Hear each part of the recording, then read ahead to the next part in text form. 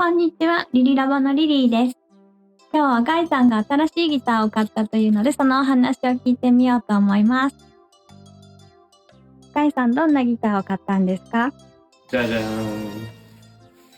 ドナーのハッシュ X プロっていうトラベルギター、ヘッドレスのトラベルギターを買いました。トラベルギタトラベルギターですね。旅行とかに持っていけるようなコンパクトに畳めるものが多いですね。なんかパーツ外したりしてね。ー。畳んであるからそんな小さいんだ。そうそう、細いでしょ。めっちゃ細い。ギターに見えないでしょ。見えない。でかつヘッドがないので、長さも短いですよ、荷物コンパクトにできますよとかっていうのがこういうギターの売りですね。へー。はい。じゃあ開けてみましょう。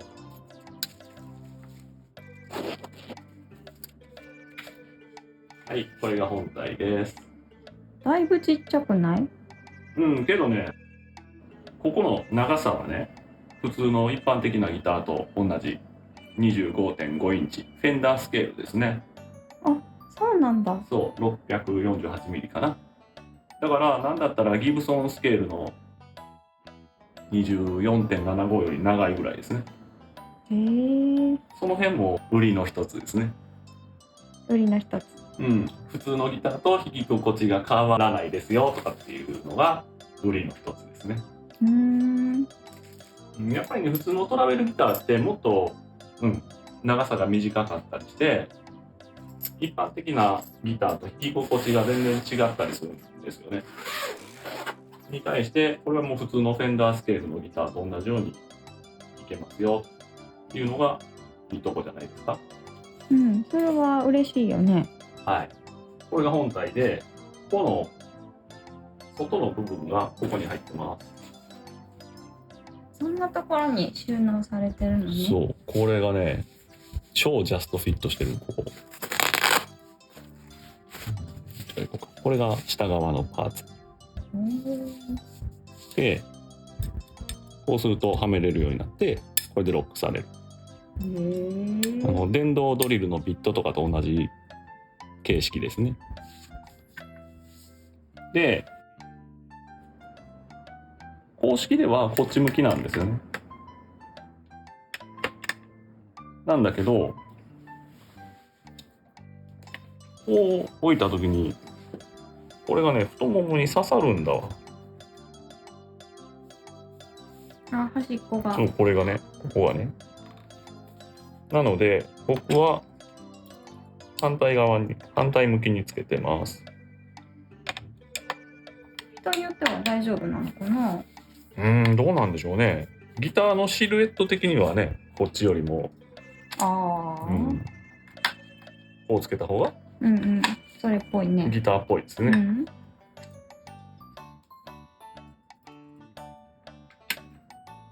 はい。で、上のパーツ、こう持った時に上ね、こう見た時に左側のパーツはこれ。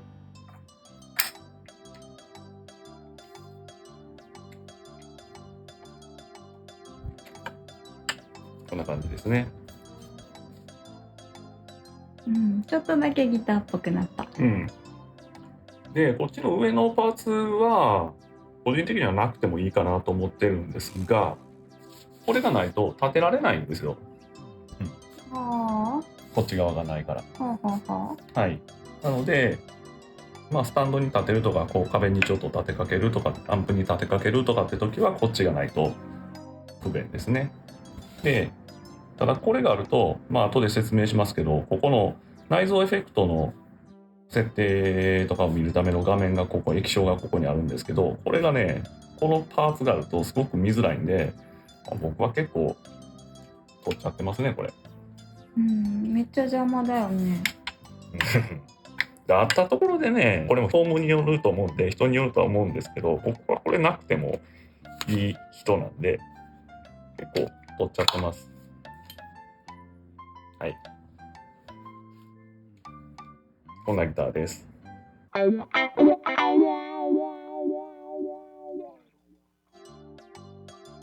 で、良いところはいっぱいあるんですが、僕が一番気に入ったのは、まずフレット。これ、いくらやったかな？Amazon で6万円弱、5万円台後半ぐらいで買ったんですけど、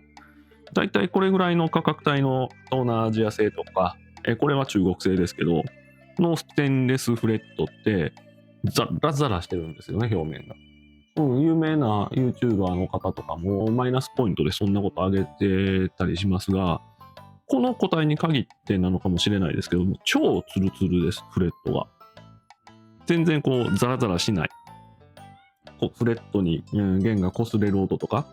出ないですし、だいたい僕こういう価格帯のステンレスフレットのギター買ったら、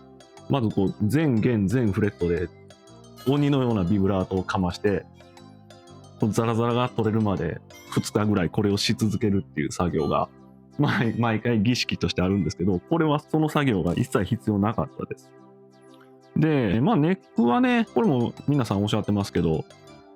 到着時点では鬼のように順反ってました。順反りしてた。で、原稿がバカ高い感じになってたんですけど、それもトラスロッドを締めたら、ちゃんとフラットになってくれて、で、その状態で、原稿も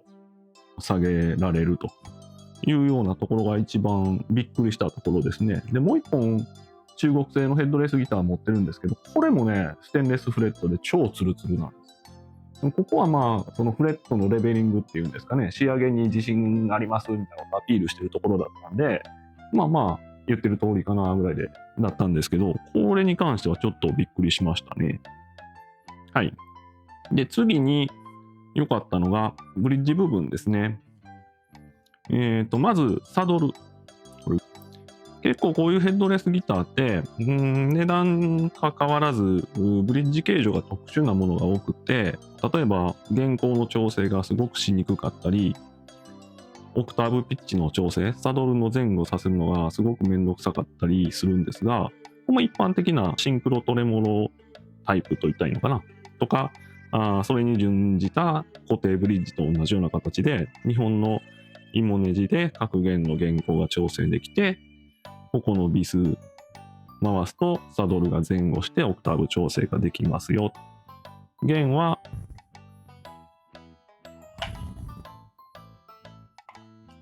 ここの裏から通ってて、でこのボールエンド止まってるところが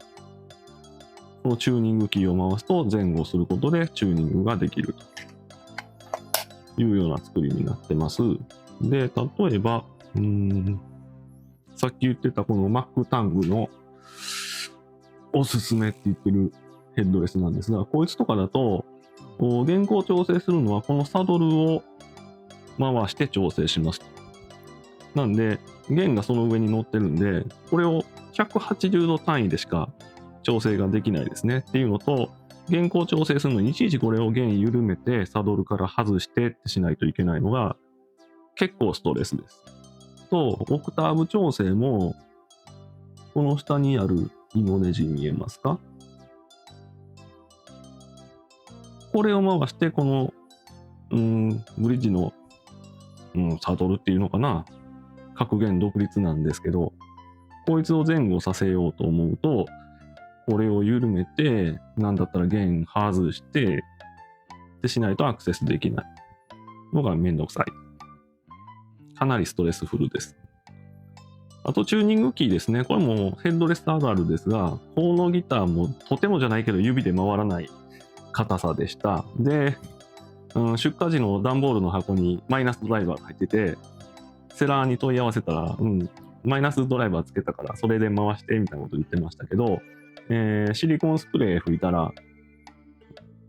指で回せるようになって、そこは今は問題ないんですが、とはいえやっぱりオクターブ調整だとか弦高の調整はめんどくさい。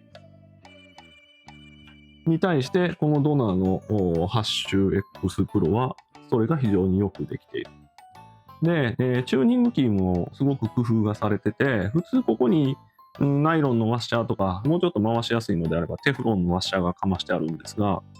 この子はワッシャーは一枚金属のワッシャーが噛んでるんですが、そうですね。これの奥にこの金色のやつ、これがベアリングついてるんですよね。ボール、球ついてるの見えるかなみたいな風になってて、ストレスなくツルツル回ると。ただちょっとその分回りやすいのはいいんですが、逆に緩みやすくもあるみたいで、手に取った時にはだいたいチューニングが下がってますね。まあその辺はトレードオフかなというとこかな。なぜブリッジがよくできているというのは、よくできているというか使いやすいというのはヘッドレスにおいてはすごく大事なことだと思っているので、そこは評価としては非常に高いです。1弦12フレットで 1.5 ミリ切るぐらい、1.3 とかで、まあ一般的な、ね、なんだったらやや低めぐらいの、メーカーによっては1弦 1.5 ミリ、6弦2ミリとかで出荷してたりするんで、それに比べたら弦高も下げれるし、それでその状態でかつビビりもなく、音詰まりもなく弾けるので、よくできてると思います。はい、6万円弱で買えるギターで、なんだったらね、クーポン配ってたり、オフィシャルでも 10% オフのクーポン出てたりするんで、そんなん使えば5万5千円ぐらいで買えるのかな ?5 万5千円切るのかなはい、ぐらいで25年8月6日時点ですが、それぐらいの値段で買えるヘッドレスギターとしては奇跡的な出来の良さだと思います。ここのヘッドの弦ロック部分、これも各社いろんな構造のものが出てるんですが、これね、弦をここから出すんですが、ものによってはこの先っちょがこんな風にカバーついてて行き止まりになってる。なんで弦をここからこうクイッと出さないといけなかったりするんですけど、あれは非常にめんどくさいです。もうそのたんびにこの芋ネジを全部外して弦を溝に入れながら頑張って芋ネジを締めてみたいなことで、なんだったらそこに丸い円盤がね、プレートが入ってたりするんで、それをうまいこと弦の上に乗せながら、もうすごいイライラするギターもある中、ストレスなく弦交換できると思います。で個人的にやっぱそういう弦交換だとかオクターブ調整だとか弦高調整とかでストレスを感じるギターは手に取らなくなっちゃうんで、こういうのはすごく個人的には重視してるポイントです。でこれ弦先っちょはここから弦が通せるようになってるんで、穴開いててね、やりやすいと思います。ネックの手触りもいいですし、フレッドのエッジももちろん引っかかることもなく丸められてますよね。で、フレットエッジが丸く仕上げてますよっていうアピールをするギターも安いギターでもいっぱいあるんですけど、特にインドネシア製のギターとか多いかな。弦落ちするんですよね。某アイバニーズのギターなんかでもよくありますけど、ちょっと1弦とかでビブラートかけるとすぐこうフレットから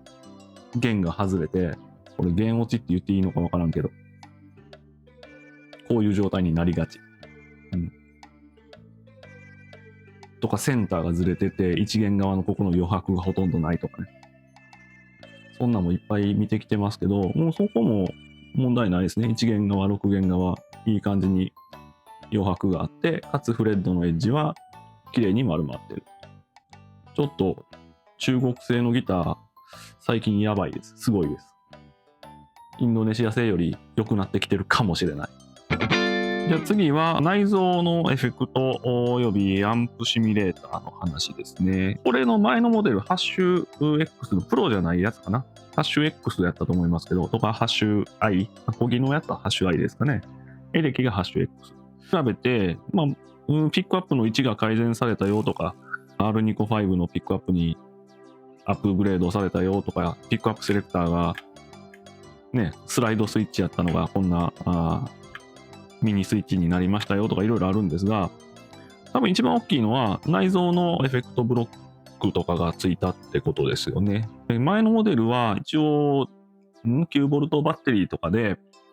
ライン出力もできたみたいなんですけど、あれはエフェクトとかじゃなくて DI 音、ピックアップのプレーンな音は出せるよというだけの話、ヘッドフォン、イヤホンで聴けるよか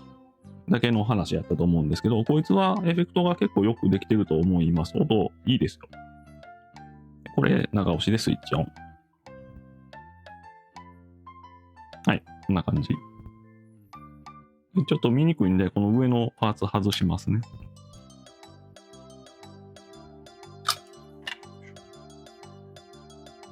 まずチューナーがね、割と精度いいです。タップテンポボタン長押しでチューナー起動ですね。でよくあるこういうマルチエフェクターについてるのとかもそうですし、エレアコなんかにもチューナーついてますけど、僕ああいう簡易チューナーのね、ある程度センターいったらもう、はい、チューニングできましたでロックされるやつ大っ嫌い。この子は割と徐々にこうチューニングしてって、ギリギリまでいってもまだちょっと低いよとかっていうのが割としっかり出ますね。わかりますかね？雑いチューナーあるでしょ？ある程度言ったら、はい、チューニングできましたとか言っても、耳で聞いても全然合ってないよぐらいのレベルでチューニングできましたって言っちゃうやつね。なんとかに比べると、全然精度はいいと思います。ただもちろんね、ストロボチューナーとか、そういうのが持ってるんであれば、あえてこれを使う必要はないとは思うんですが、それこそ出張に持ってくだとか、キャンプに持ってくだとかっていう時に、本体で結構いい感じにチューニングが精度よくできるというのはいいんじゃないでしょうか。この内蔵エフェクトの一番先頭のブロックはトーンっていうブロックになっていて、ここにはノイズリダクションと5バンドのイコライザーが入ってます。ノイズリダクション 125Hz、400Hz、800Hz、1.5kg、4kg、この5バンドですね。最前段のボリュームが設定できるみたいです。最前段って何？この後の、ここから順番にギターから来て一番最初のブロック。こっちに行くと出口。なんでこの後段に送るボリュームやね。このつまみの順にそう。エフェクトがかかっていくっていうこと。そう、トーンブロックがあって、FX はなんだ？コーラスとかモジュレーション系のエフェクトが入ってるね。ジェット、フランジャーっぽいやつ、トレモロ、ワウ、フェーザー。で、ディストーションペダル、歪みペダルのブロックがあって、で、アンプ、キャビブロック。で、あとは空間系ですね。ディレイ、テープ、アナログ、ローファイ、デジタル。で、リバーブが一番後段。音の出口の直前ですね。で、その右はバイパス。もうこの内蔵エフェクトブロック自体をバイパスしてしまうときはこれみたい。の最前段に、初段にトーンのブロックがあります。で、このトーンブロックはさっき言ったイコライザーとかノイズリダクションという基本的な機能に加えて、ピックアップシミュレーション機能がついてます。ピックアップシミュレーション。このギター自体は、ブリッジ側のハムバッカーピックアップと、ネック側のシングルピックアップの2ピックアップ構成。で、コイルタップとかはなし。で、それを補うというか幅を広げるためでしょうね。代表的なギターのストラト、テレキャス、レスポール、STTLLP、JM はジャズマスターかなっ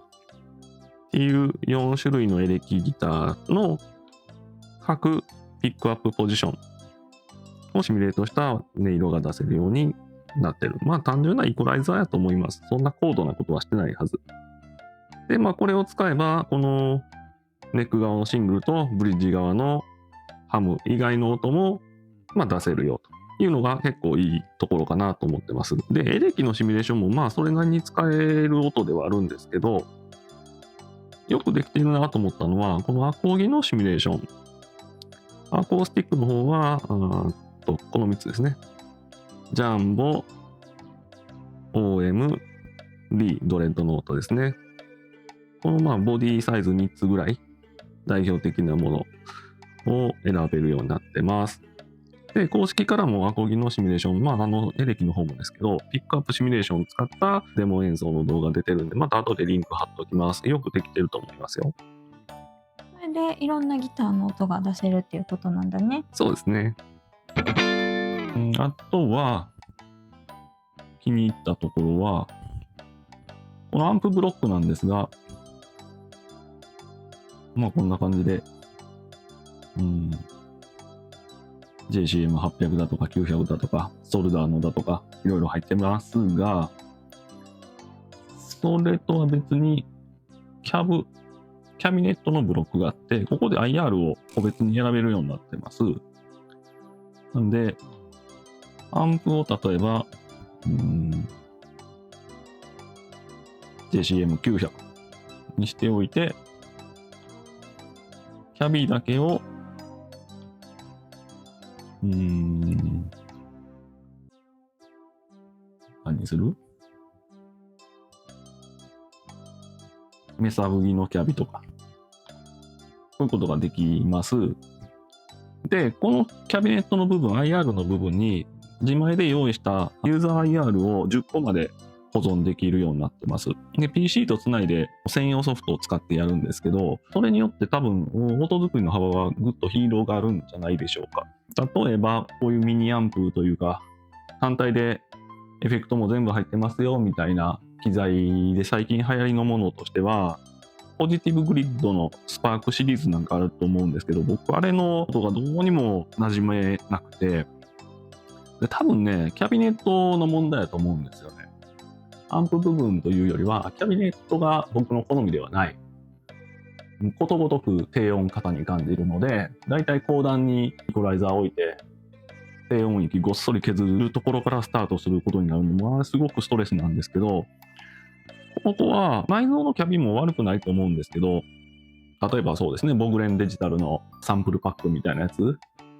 とか、他にもフリーの無料の IR いっぱい転がってるはずなんで、その中でお気に入りのがあれば、もちろん有料でもいいですけど、こいつに転送してやると、やっぱキャビネットの音に対する影響ってすごく大きいはずなんで、プリアンプ部分も大事なんですが、キャビネット好みのものに変えるだけで、ぐっと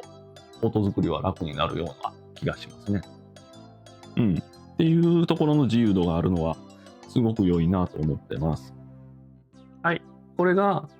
ドナーのサイトで配布されている HashX Pro の管理アプリです。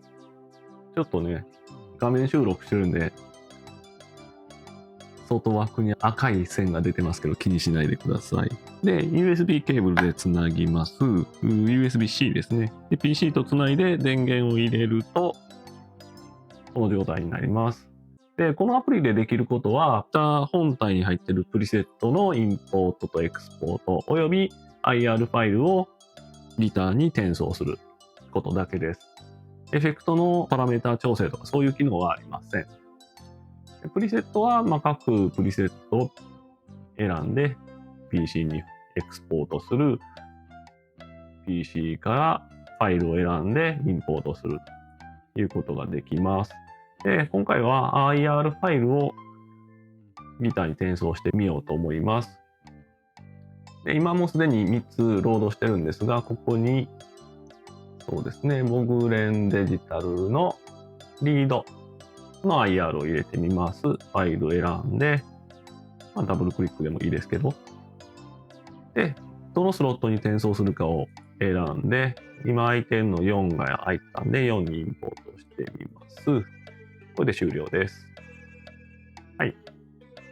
で、Mac の方だと何回かですね、この転送中に転送中ですみたいな状態で固まっちゃって、アプリの方が全然反応なくなったりしました。ギターの方はその時も動いてたんですけどね、この辺もアプリのバージョンアップとかで改善されるんじゃないかなと思います。Windows ではそういうトラブルは今のところ起きていません。じゃあせっかくなんで、さっきロードしたボグレンデジタルのキャビ IR と内蔵 IR と比べたりしてみましょうか。この D の3番のパッチがどうやらソルダーノのアンプっぽいですね。で、その前段に TS808 かなのドライブペダルをかましてあると。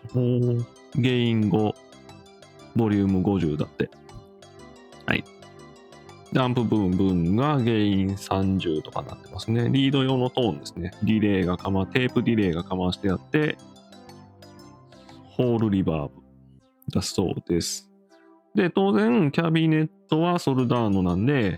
内蔵の SOL だって、ソルダーノの IR と組み合わせてあるっぽいです。ちょっと弾いてみましょうか。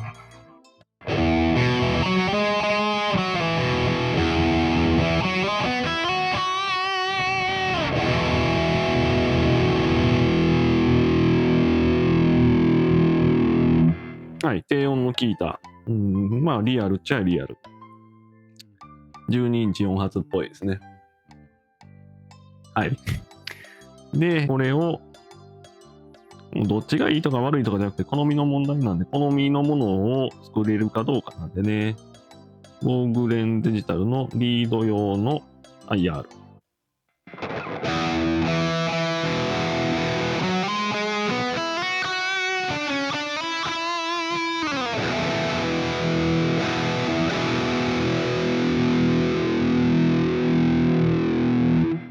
圧倒的にスッキリしますね。ヘッドホンで聞いてもらうと分かりやすいかもしれないです。でまあ、もちろん他にもいろんなIR ありますからね。はい、好みの IR 入れてもらえばいいと思います。じゃあ自分で好きな IR をダウンロードしてきたらそれが取り込めるってこと？10個まで本体に保存できるので、それを組み合わせて音作れば、もちろんね、内蔵のスピーカーキャビネットで満足できるんであればそれでいいでしょうし、もう一声欲しいなとか、ちょっとこれ低音出過ぎててローカットしたような IR が欲しいなとか、あるいはそうですね、もっと部屋鳴りが欲しいなとか、逆にルームアンビエンスいらないなとかっていう好みがあると思うんで、とか用途にもよると思うんですけど、そういう時にキャビネット変えるだけでごそっと音色変わるんで、はい、積極的に使ってみてはいかがでしょうか。せっかくあるんでね。はい。IR ロード機能についてでした。あとはもうこれも個人的な好みですが、こういう設定変更するのにスマホアプリが必要な、マルチエフェクターとかって僕嫌いなんですよ。めんどくさくないですか？こうギター弾いてるのと別にスマホとかタブレットを用意して、いやもちろんあれが便利やというのも大きい画面でできるしね、わかるんですけど、個人的にはもうこれを弾きながらこっちでタッチ操作でスライダーを動かして、うわ位置ずれたとかって言いながらやるのがものすごくストレスなんで、その分画面は小さいですけど、これだけで完結できるというのはすごくいいところかなと思います。ただ残念ながらこいつ自体の操作性はあまり良くないです。はい、これは構造面だとか内蔵エフェクトとかの話ではなくて、単純にこのギターそのものの話なんですけど、一個びっくりしたのが謎にサステインが長い。はい。なんででしょうね。スルーネックだからどうなんでしょう。まあ、振動がロスしないのかな、どうなんでしょうね。たまたまかもしれない。デッドポイントがそこにないだけかもしれないですけど、例えば、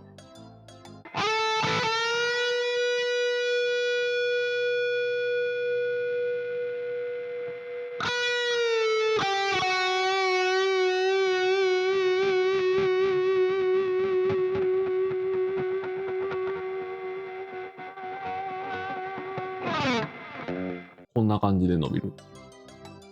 なんかこれでレスポールのネック側のねシミュレーションかましたりしたら、Is This Love のソロとか弾けるかもしれないですね。はい。っていうのが、そうですね、こんなん手持ちのギターの中でもここまで音伸びるのってレスポールタイプのギターとかしか僕は持ってないんで、それ以外のボルトオンのギターではこんなに伸びるものは手持ちではないです。ちょっとびっくりしました。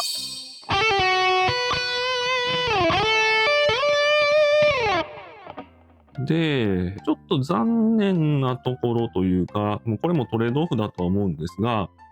ネックがね、いわゆるボルトオンじゃないんですよ。デタッチャブルのネックではなくて、スルーネックと言ったらいいのかな、こう一体型になってるので、ネックを取り外して、例えば SIM 挟むとかができない。で、なんで SIM 挟みたいのという話なんですが、これ今ね、ネックはほぼストレートにしてて、で、ここのブリッジのサドルなんですが、これも一番下まで下げてるんですよ。6弦ね。でこれ以上芋ネジ緩めてもネジだけが飛び出てきてサドルはもう下がらない。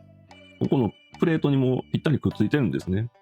でその状態で、6弦12フレットで 1.7 ミリとかで8までいかないかなぐらいの弦高なんで、それこそジョン・ペトルーシみたいにもう各弦1ミリぐらいまで弦高を落としたいみたいな人はちょっと難しいですね。でそれがデタッチャブルネックだったらネック外してシムかませばね、ネックに角度がつけられるのでここの下げ幅を稼げるというような対策はできないですね。なんでこれこっち側作らなかったのかなと。こっちのウィングって言ったらいいのと左右対称でこっちつけとけばよかったのになと思いますね。そうしたら立てることもできたし、ストラップピンもこのギターこっちにだけあるんですよね。なので当然こうストラップつるとギターはこう倒れます。でこうしたくなければストラップを一回ここを通してみたいなことをすると、こっちからねこう通してやるとこっちに倒れるのは防げる。この辺アイバニーズのこいつなんかは9シリーズですか。ウィングが両方出ててストラップピンが2つついてて好きな方を使ってねと。で床に立てようと思ったらこれで立つ。スタンドにも立つ。でこれがね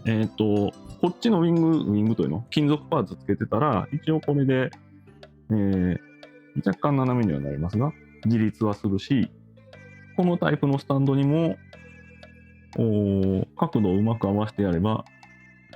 乗ります。滑らない。ただちょっとポンと置くとこう滑るんでね、これは注意が必要ですね。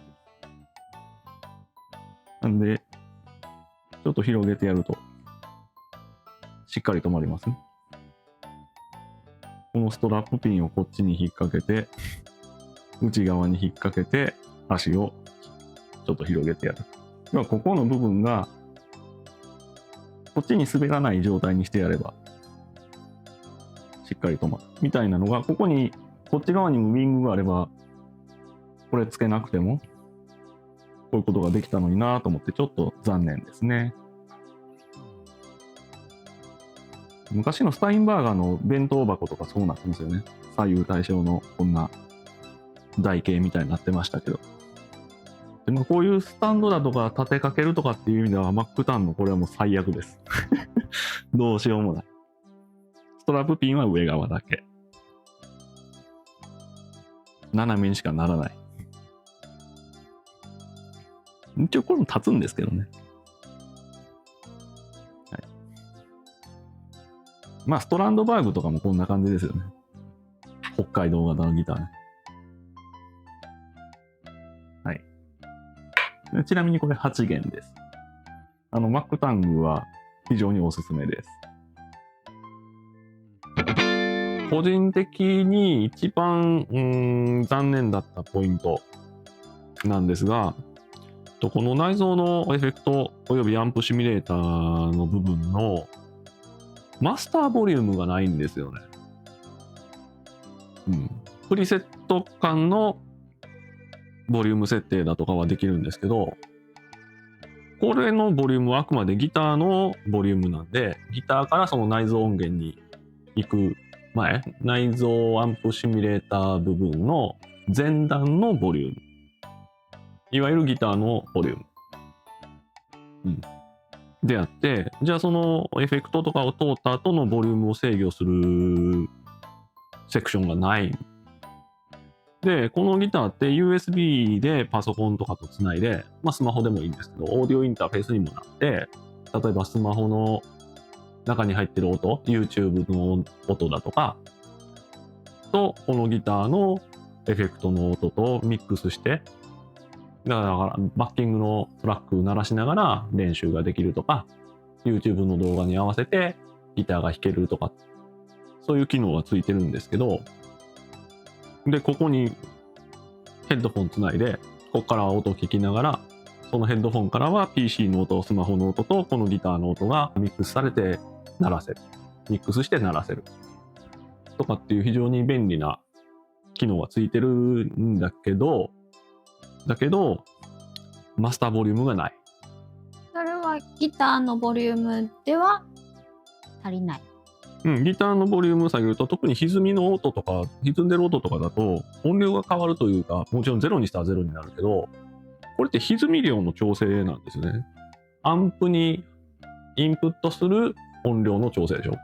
で普通ギターがあって、ここからギターの出力があって、エフェクターなりアンプなりに行く一番最初の音量。なんで普通アンプだとかなんだとかにボリュームがついてて、最終的な出音の音量を調整する。そのアンプのボリュームに変わるものがない。ない。で、PC の音とかは PC 側で音量調整すれば音量調整できるけど、じゃあそれとミックスした音量の調整ができない。何が困るって、僕多分このギターをどういう使い方するかっていうと、コンパクトで取り回しも良いので、夜中にアマプラのアニメを垂れ流しながら、それを見ながらヘッドフォンで聴きながらギターをピロピロ弾くと。生音で弾いてるとヘッドフォンしてるんで生音聞こえないし、夜中にアンプ鳴らす気もないので、要はこのアニメの音を聞いてるヘッドフォンからギターの音かつ、アンシミュを通したエフェクトかかった音を聞きたいっていう使い方をするはずなんですよ。したかった。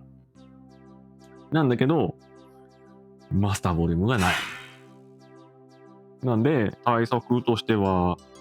そうですね、ここからヘッドフォンアンプみたいなのつないで、そのヘッドフォンアンプで音量を調整するみたいな使い方になってしまって、せっかくこれ1台で完結できるようになってるのにもったいないなと。で、結局外部に機材をつなぐ必要が出てくるとなると、これじゃなくていいんですよね。例えばこのギターと、なんでしょうね、最近流行りのちっちゃい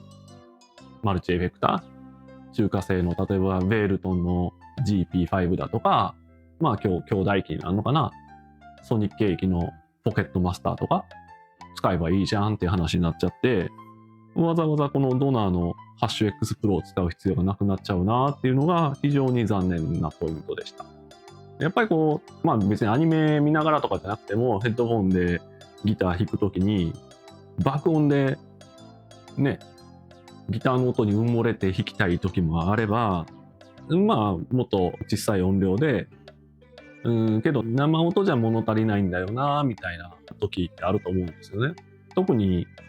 エレキで歪んだ音で弾くとかっていう前提になると、生音で練習するのってあんまり良くないんですよね。そうなんだ。生音では気づかないノイズが出ちゃったりするのよね。がいざアンプにつないで弾いたらノイズまみれの演奏になっちゃいましたみたいなことになりがちとか、もちろんその強弱に対しての反応なんかも全然生音と違うんでね、強く弾けば歪むし、弱く弾けばクリーンになるしみたいなのが全部このクリーンな生音で弾いてても、いざアンプにつなぐと全然思ったようにコントロールできないとかっていうことになるので、こういうアンプシミュレーターでもいいから、できればリアルなアンプをつないで弾きましょうというのがエレキの鉄則というのかな。初心者向けアドバイスとしてよく言われるやつ。あれだね、電子ピアノ買うならピアノタッチにしとかないと、本当のピアノ弾くときに違いがびっくりするっていう話だね。そんな感じ。シンセタッチの鍵盤で弾いててもグランドピアノ弾けませんよみたいな、それに近いかな。なんでマスターボリュームがついてればよかったのになというか、もっと言うとマスターボリュームがないせいで使い物にならんなぐらいまで僕は思います。次の残念ポイントなんですが、さっき説明したピックアップシミュレーターですね、トーンブロックに入ってるピックアップシミュレーターの音作ってて、そうですね、原音とエフェクトかけた音と聴き比べたいなみたいな時に、原音に戻して次にもう一回エフェクト音に戻した時に設定値がリセットされちゃうんですよ。そういう作業をするときってエフェクトかかった音とオフにした音で聞き比べて、あ、こんだけ変わったねとかってことがしたいことが多いんですけど、それが初期値に戻っちゃうというのがちょっと不便かなと思いました。自分で設定変更したものを保存してくれないっていうこと。セーブすればいいんですけど、逆に言うといちいちそのパッチに保存しないと、エフェクトオフにしてもう一回オンにしたら初期値に戻っちゃってる。回避策はなくはないんですが、実際やってみましょうか。今これストラトのセンターミドルピックアップのミックス100になってるのをノーマル、このギターのプレーンな音に戻します。でもう一回ストラトを選ぶとね、さっきミドルだったのがピックアップのポジションがブリッジ側になってミックスが 50% に戻ってますよね。でこういうノーマルに戻してってするとリセットされちゃうんで、対策としてはミドルピックアップの音を試してました。だったら 100% にしてそのエフェクトかかった音を聞いて、じゃあこのギターの純粋なこのギターのピックアップのドライ音を聞きたければ、このミックスのパラメータを0にすることで確認するというのが良さそう。こういうことで、一応回避はできますね。はい。ちょっとここが、癖があるというか、もうちょっとこうだったらもっと便利だったのになっていう、ちょっとした残念ポイントですね。使えなくはない。で、もう一つこのピックアップシミュレーターの部分についてなんですが、さっき言ったようにシミュレーターをオフ、つまりノーマルに戻すと、さっきまで設定したウェット音の設定値がリセットされちゃう、初期値に戻っちゃうっていうのを言ったと思うんですが、その戻る初期値が変。ピックアップのポジションがね、例えば全部ブリッジ側に戻っちゃう。これは仕方ないのかなと思うんですが、ミックスの初期値が50%、原音50、ウェット音50っていうのが初期値なのは、ちょっとハテナが残りますね。そういうもんなんだ。だってシミュレーションした音を聞きたいんでしょ。だったらスタート 100% がいいんじゃないのかなと思いますけどね。実際ちょっとこれファクトリープリセット見てもらったら分かるんですけど、さっき言ったようにバンク E がエレキのシミュレーションが入ってるやつ、 F がアコースティックのシミュレーションが入ってるんですが、例えば E1 ね、ストラトでミックス100でしょ。いいのにテレキャスのセンターでミックス100でしょ。 E の3もレスポルのネックでミックス100になってますよね。同じようにバンク F のアコースティックギターのシミュレーションが入ってるところも OM でミックス100ですよね。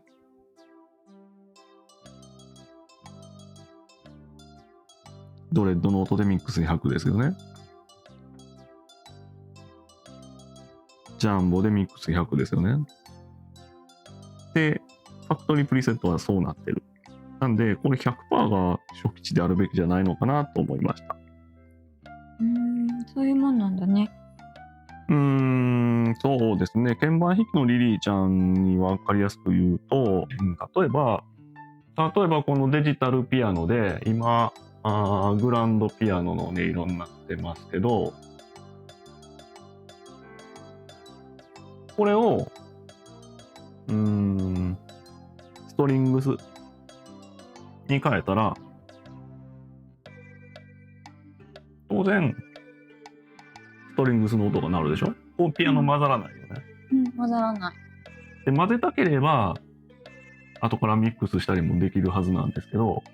普通こう変えたんだから変えた音を 100% で鳴ってほしくないですか。なるほどね。その音色にしたくってそれを選んでるんだから、それだけなってほしいってことだね。そうっていうのが一般的なニーズじゃないかなと私は思いますが、いかがでしょう。はい。っていうのがちょっと残念なポイントでした。もう一個残念ポイントなんですが、結構ね、この内蔵エフェクトブロックがフリーズします。で、特に今確認した中だと、さっきのトーンブロックのね、ピックアップシミュレーターをオンにした瞬間にフリーズみたいなことが一番多いかな。あと、さっきは一回電源入れた瞬間にフリーズしましたね。とかっていう、ちょっとフリーズが多い。実際やってみましょうか。多分すぐ再現できると思います。今この A1 のパッチですが、これでピックアップシミュレーターをレスポール。フリーズしましたね。あ、フリーズしてるのこれ。もう電源長押しも効かないよ。そりゃそうよね。電源ボタンを効果を検知するソフトがフリーズしてるんだから。そうだね。ボタン押してるっていうのが分かるプログラムが動かないっていうことだね。っていうね、我々みたいな組み込みエンジニアからするとゾッとする感じですよね。これねはい。で、こうなると今も言ったように電源オフもできなくなるんで、こういうクリップみたいな先の細いやつですね。こういうのでリセットピンを押すしかなくなります。ここ。ヘッドフォンジャックの横にちっちゃい穴があるので、こんなんもよく見かけますよね。こういう先の細いもので、スマホの SIM カードを出すところに挿すやつでもいいと思います。これをポチッと押すとリセットされて電源が切れる。そのピンはついてきてるもので。いや、これ手持ちのゼムクリップ伸ばしたものです。あ、ゼムクリップ。はい、こういうのよく使うんで。リセットピンとかをつくことが機会が私は多いので常に用意してます。あんまり普通の人にはないかもしれないですね。はい。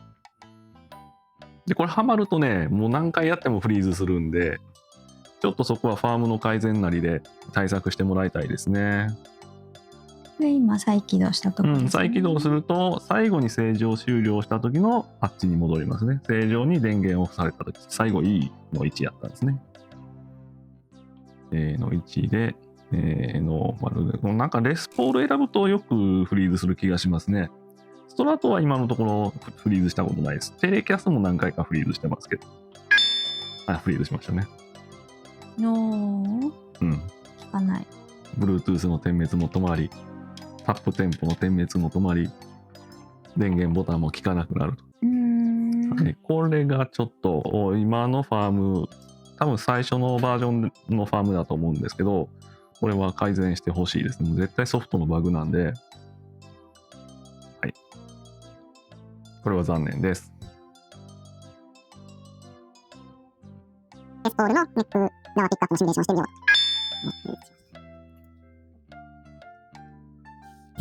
こいつ取れるんやろ。果たしてたどり着けるんやろうか。無理か。無理か。もう心折れそうや。しんどなってきたもん。何回すんねんこれ。どうしたらいいの？もう一回確認してみよう。レスポール選ぶ。ダメ。いつ取れんねん。来たよ。はい、来て。難産やった。あとは、老眼キラーですよね。はい。老眼の人はこれ読むのかなりしんどいと思います。僕もだいぶ老眼来てますけど、ギリギリかな。僕は老眼とドキンガンのコンボなんで、メガネ外したらこれぐらいまで近づけないと見えないし、みたいな。はい。ここに金具があったらもう全然やってられないですね。あとこのケースの耐久性が低いとかって話もちらちら見ますね。すごくよくできてるんだけど、取っ手が取れたりするのかな。でここもね、ゴムバンドで固定できるようになってるんですけど、そんなにゴソゴソ動く感じもないですし、もうこんなにも伸びそうでしょ。だから僕はゴムバンドには通さず、ネックだけこれで固定して入れてます。なんかファスナーも壊れそうな気がしなくもない。YKK のファスナーとかじゃないですからね。ここっちはいいんだけど、こっち壊れそうじゃない？反射テープが貼ってあって夜道でも安心。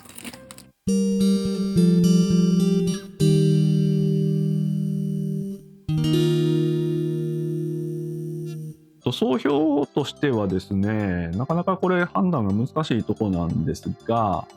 まあ最初から言ってるようにギターとしてはすごくいいと思います。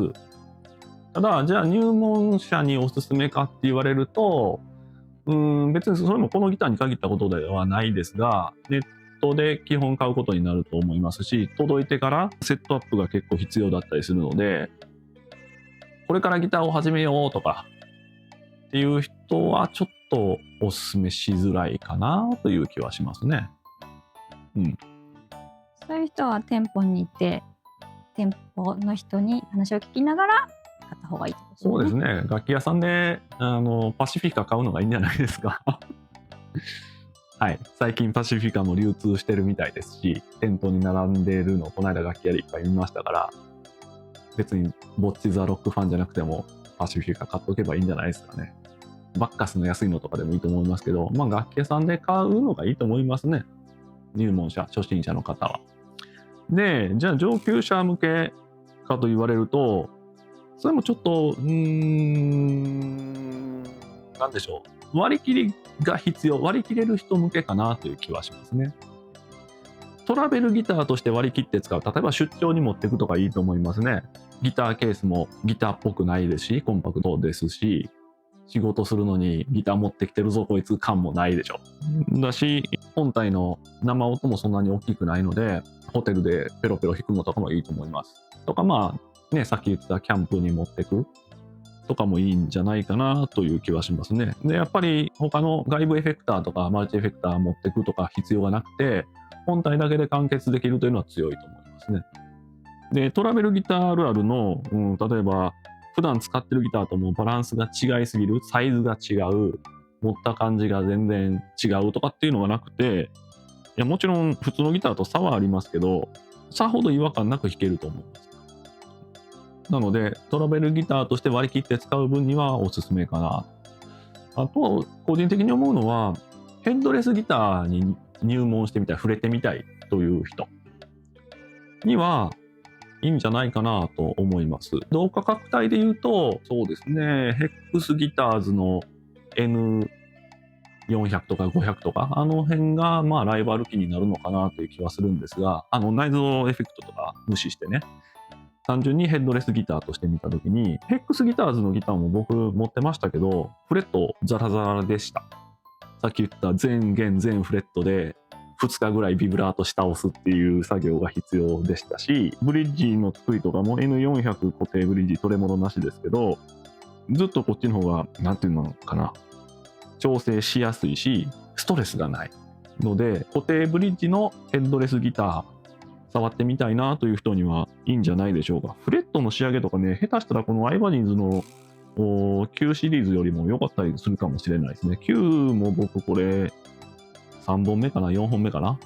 ですけど、